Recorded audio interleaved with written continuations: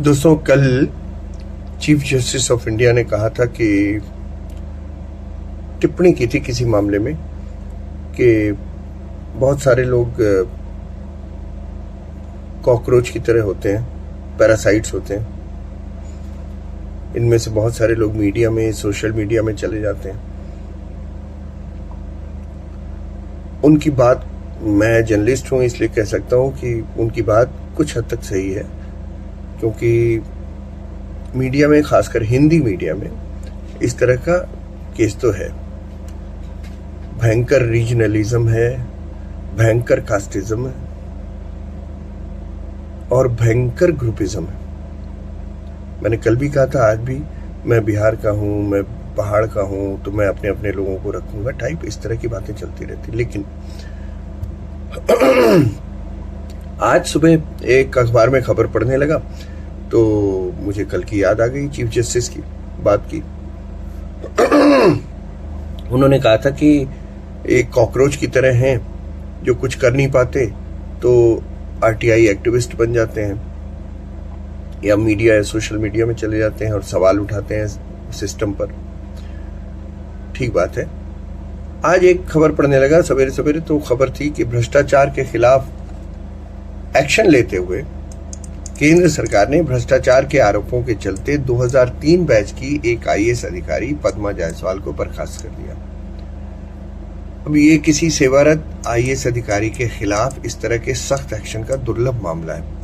दिल्ली सरकार के प्रशासनिक सुधार विभाग में स्पेशल सेक्रेटरी थी पद्मा जायसवाल और उनको लंबी डिसिप्लिनरी प्रोसेस एक्शन के बाद बर्खास्तगी का सामना करना पड़ा है। डीओपीटी एक डिपार्टमेंट होता है, कार्मिक एवं प्रशिक्षण विभाग, जो आईएएस जितने भी सेलेक्ट होते हैं उनकी पोस्टिंग, उनका निलंबन, सस्पेंशन वगैरह सब वही देखता है। तो डीओपीटी की सिफारिश पर राष्ट्रपति से अंतिम मंजूरी मिलने के बाद इस सप्ताह की शुरुआत में बर्खास्तगी आदेश जारी किया गया। और ये पद्मा जायसवाल जो है एजीएमयूटी कैडर के अधिकारियों से संबंधित मामलों में डीओपीटी होम मिनिस्ट्री की सिफारिशों के बाद ऐसे निर्णय लेता है, तो इनके खिलाफ फैसला लिया गया, इनको नौकरी से निकाल दिया। अब ये कोई ऐसी वैसी आईएएस अफसर नहीं थी, बहुत पढ़ी लिखी थी। मतलब चीफ जस्टिस साहब की निगाह में नालायक बिल्कुल नहीं थी और कॉकरोच नहीं थी, तिलचट्टा नहीं थी। 2 दशकों से अधिक के अपने करियर के दौरान पद्मा जायसवाल ने अरुणाचल प्रदेश, दिल्ली, गोवा, पुडुचेरी में कई महत्वपूर्ण पदों पर काम किया था। उनके लिंक्डइन प्रोफाइल को देखें अगर, तो उन्होंने सेंट जेवियर्स स्कूल से पढ़ाई की और बाद में पंजाब यूनिवर्सिटी बिजनेस स्कूल से एमबीए किया और फिर institute of company secretaries of India ICAI की तरफ से उनकी तरफ से प्रमाणित कंपनी सेक्रेटरी भी हैं। बहुत पढ़ी लिखी है। इसके अलावा उन्होंने यूजीसी रिसर्च फेलो के रूप में भी काम किया, जिसमें उनका focus field business administration, management, international affairs, financial management और लीगल पर्सनल मैनेजमेंट शामिल है। मतलब बहुत पढ़ी लिखी थी। कहने का मतलब, मैं जिसके बारे में बात कर रहा हूँ, पद्मा जायसवाल 2003 के बैच की आईएएस अफसर थी। वो कोई छोटी मोटी अफसर भी नहीं थी, बहुत पढ़ी लिखी महिला थी। उनके खिलाफ कार्रवाई 2007-8 में उन आरोपों से जुड़ी है जब वो अरुणाचल प्रदेश के पश्चिमी कामेंग जिले की डिप्टी कमिश्नर थी, यानी कलेक्टर। फरवरी 2008 में लोकल वहां के निवासियों ने एक शिकायत दायर की कि उन्होंने सरकारी रेवेन्यू का गबन किया है और पद का दुरुपयोग किया है। तो उन्हें अप्रैल 2008 में निलंबित कर दिया, सस्पेंड कर दिया। कट अक्टूबर 2010 में उनका सस्पेंशन रद्द हो गया, फिर से आ गई। होम मिनिस्ट्री ने अखिल भारतीय सेवा का जो अनुशासन एवं अपील जो नियम होते हैं, उनके नियम 8 के तहत डिसिप्लिनरी एक्शन उनके खिलाफ शुरू किया। मामला वही था अरुणाचल प्रदेश का। तो जायसवाल को 2009 और 2010 में आरोप पत्र सौंपे गए। अब इसमें सीवीसी भी आ गया, सेंट्रल विजिलेंस कमीशन और यूपीएससी से परामर्श किया गया कि भाई आप बताइए आप क्या किया, तो उसके बाद से उन्हें हटाने की सिफारिश की गई। अब मैं आता हूं कॉकरोच पर। मैं चीफ जस्टिस ऑफ इंडिया से पूछना चाहता हूं, जज साहब, ये तो कॉकरोच नहीं थी, इनके पास तो खूब पढ़ाई लिखाई और डिग्रियां, बड़ी बड़ी डिग्रियां, और आईएएस भी बन गई थी, छोटी मोटी हस्ती नहीं थी। लेकिन ये कॉकरोच नहीं है। कॉकरोच आप उनको कहते हैं जो आरटीआई एक्टिविस्ट हैं या छोटे मोटे सोशल मीडिया पे जर्नलिस्ट हैं। आरटीआई एक्टिविस्ट हैं तो क्या गलत करते हैं? सिस्टम पर अगर प्रेशर बनाते हैं, अपनी आरटीआई निकालकर पब्लिश करा के, कोई गलत काम तो नहीं कर रहे। आरटीआई तो इसी देश का एक कानून है, उस कानून के तहत वो कोई सवाल पूछते हैं और आरटीआई के जरिए वो जवाब आता है, और जवाब आने पर हंगामा होता है। तो वो कोई गलत इंफॉर्मेशन तो नहीं निकालते। सरकार उनको इंफॉर्मेशन दे रही है, वो सरकार से पूछते हैं और सरकार उनको इंफॉर्मेशन देती है। सरकार खुद बताती है कि यहाँ ऐसा ऐसा हुआ है, उस पर वो कहानी बनाते हैं। इसी को उठाते हैं मीडिया वाले, सोशल मीडिया वाले, जो कॉकरोच हैं आपकी निगाह में। तो आपकी निगाह में बाकी वो तीनों कैटेगरीज, मीडिया, सोशल मीडिया और आरटीआई एक्टिविस्ट, आप शायद वकीलों को भी मानते हैं कि आपने कहा कि काला कोट पहन के घूमते, काला कोट बहुत हो गए, तो हर काला कोट राम जेठमलानी तो नहीं हो सकता, हर काला कोट कपिल सिब्बल तो नहीं हो सकता, छोटे मोटे काले कोट भी होंगे। तो उनकी क्या गलती है? उनको जीने का अधिकार नहीं है क्या? उनको अपना पेट भरने का अधिकार नहीं है क्या? वो चोरी कर रहे हैं, डकैती कर रहे हैं, किसी की जेब काट रहे हैं, आरटीआई तो कर रहे हैं, और सोशल मीडिया वाले उसे चला रहे हैं। तो वो आपकी निगाह में कॉकरोच हो गए। और जो कॉकरोच नहीं है, जिन्होंने मसूरी की आईएएस एकेडमी में ट्रेनिंग ली है और जिनकी 2 साल की रिगरस ट्रेनिंग हुई है, और उस दौरान कई बार बताया जाता रहा है कि भ्रष्टाचार को ऐसे रोकना है, भ्रष्टाचार को वैसे रोकना है, वो भ्रष्टाचार में लिप्त हो जा रहे हैं। मैं यूपी काडर के एक ऐसे आईएएस अफसर को जानता हूं जो मेरे कम से कम 7-8 साल सीनियर थे। प्रदीप शुक्ला नाम था उनका। टॉप किया था उन्होंने, बीएससी में टॉप किया इलाहाबाद यूनिवर्सिटी में, एमएससी में टॉप किया इलाहाबाद यूनिवर्सिटी में। इलाहाबाद यूनिवर्सिटी जो ऑक्सफोर्ड ऑफ ईस्ट कही जाती है, भारत की 3रे नंबर की यूनिवर्सिटी है, सबसे पुरानी, 1887 में बनी थी। वहां पढ़ाई लिखाई का लेवल इतना अच्छा था कि टॉप करने का मतलब बशर्तिया आपको आईएएस बनना ही है।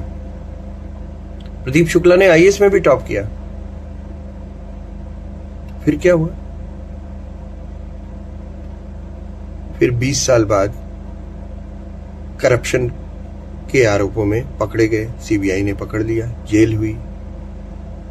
तो प्रदीप शुक्ला अचानक 20 साल में 21 साल बाद करप्ट तो नहीं हो गए थे। उनका करप्शन धीरे धीरे हुआ था ना, राइट फ्रॉम द डे 1। आप बेशक मसूरी में चाहे जो पढ़ा रहे हो जज साहब, करप्शन नहीं करना चाहिए, ये करना चाहिए, वो करना चाहिए, लेकिन प्रदीप शुक्ला तो कुछ और सीखे थे। तो उन्होंने करप्शन एक दिन में कर लिया, 20 साल बाद अचानक करप्ट हो गया, ऐसा तो नहीं था, धीरे धीरे हुए। इस करप्शन के इस साम्राज्य के दौरान उन्होंने कितना पैसा कमाया होगा आप अंदाजा लगा सकते हैं, क्योंकि आप तो जजों के बारे में जानते हैं। बहुत सारी कहानियां अभी निकली हैं। दिल्ली में एक जज साहब के सामने घर में एक बोरा खुल गया था, आग लग गई थी, तब जाके राज खुला कि वो उसमें तो नोट भरे हुए थे। जज साहब ने कहा कि मेरे पास तो ये तो नोट झोला है ही नहीं, मेरा ये बोरा मेरा नहीं है जिसमें नोट रखे हुए हैं। अरे भाई, बंगला आपका है, बंगले में वो छोटा सा कोठरी छोटी सी थी, उसमें कबाड़ भरा हुआ था, वो कबाड़ आपका है और वो बोरा भी आपका है। कोई ऐसे ही तो आके अपना पैसा नहीं रख जाएगा। तो माननीय सीजेआई साहब, हम तो सिर्फ याद दिलाने के लिए मैंने आपको सोचा कि मैं एक वीडियो बनाऊं। कि करप्शन हर जगह है। और वो जज साहब जो जस्टिस यशवंत वर्मा जो थे, जिनके घर में बोरे से पैसों से भरा हुआ बोरा मिला था, वो कॉकरोच नहीं है, वो कॉकरोच नहीं है। जब बात फैल गई तब आप लोगों ने एफआईआर करवाने के लिए कहा, वरना वो मामला दब जाता। जिन लोगों ने रुपयों से भरे हुए उस बोरे की, जलते हुए बोरे की खबर छापी अखबारों में, वो कॉकरोच हैं आपकी निगाह में। मेरी निगाह में वो समाज के रक्षक हैं। बेशक वो तंगहाली में जी रहे हों, बेशक अपने बच्चों की फीस देने में उनको मुश्किल हो रही हो, लेकिन वो आपका चोंगा उन्होंने उतार दिया, जजों का चोंगा उस दिन उतार दिया।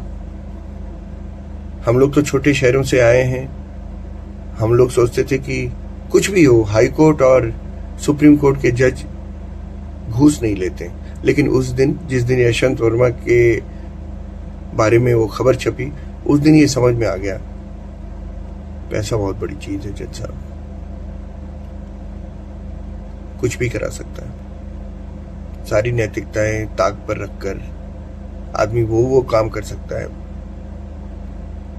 जो उसके बारे में, उसके पद को देखते हुए कभी सामने वाला सोच भी नहीं सकता। इसलिए मेरा ख्याल है जज साहब, मानवीय संवेदनाएं यही कहती हैं कि प्लीज आप अपनी दी हुई टिप्पणी वापस ले लीजिए। वैसे मुझे मालूम है कि आपने वो टिप्पणी रिटन में तो दी नहीं होगी, क्योंकि सुप्रीम कोर्ट और हाई कोर्ट के जज बहुत कुछ बोल जाते हैं वर्बली, टिप्पणी वर्बली होती है, हिम्मत नहीं होती कि उसको रिटन में लिख के दें।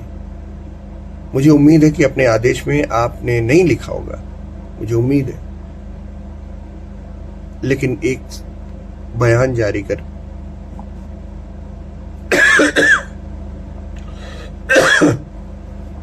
एक बयान जारी कर आप अपनी टिप्पणी वापस ले लीजिए। जज साहब, आप जब आए थे, आपने जब ये बड़ी सी कुर्सी संभाली थी, तो आपके पहले 2-4 दिनों में मैं बड़ा इम्प्रेस हुआ था और मुझे लगा था कि काफी दिनों बाद एक ऐसा आदमी सीजीआई बना है जो सारे भरम तोड़ देगा। आपके चक्कर में अपने कुछ दोस्तों से झगड़ा भी किया मैंने। वो हाई कोर्ट में वकील हैं, सुप्रीम कोर्ट में वकील हैं। वो बोले फालतू में इमोशनल मत हो, ये सब ड्रामा है। लेकिन मैंने बड़ी बड़ी लड़ाई की थी। तो खैर, वो तो खैर मेरा नेचर है, जैसा मैं मुंह पर बोलता हूं तो इसलिए कुछ लोग नाराज हो जाते हैं। मुंह पे तारीफ भी करता हूं। आपके बारे में आपसे मिलूंगा तो तारीफ नहीं कर पाऊंगा, हो सकता है आंखें भर आए, लेकिन तारीफ नहीं करूंगा। लेकिन आपसे ये रिक्वेस्ट है कि आप जिस कुर्सी पर, बड़ी सी कुर्सी पर बैठे हैं, शायद वो देश की सबसे बड़ी कुर्सी, वो मैं प्रधानमंत्री से भी ऊपर मानता हूं, क्योंकि वो एक चीफ जस्टिस ऑफ इंडिया की कुर्सी है। 150 करोड़ लोगों के प्रति अन्याय हो रहा है या नहीं हो रहा है, वो आदमी तय करता है। देश के किसी भी कोने में कोई भी अदालत कोई भी फैसला देती है, निगाहें सबकी आपके ऊपर रहती है। अपनी टिप्पणी वापस ले लीजिए। आपके मुंह से ऐसी न्यायिक, असंगत बातें टेस्टफुल नहीं लगती, अच्छा नहीं लगता। आपका कद बहुत बड़ा है, प्लीज मेरी बात मान जाइए। जय हिंद।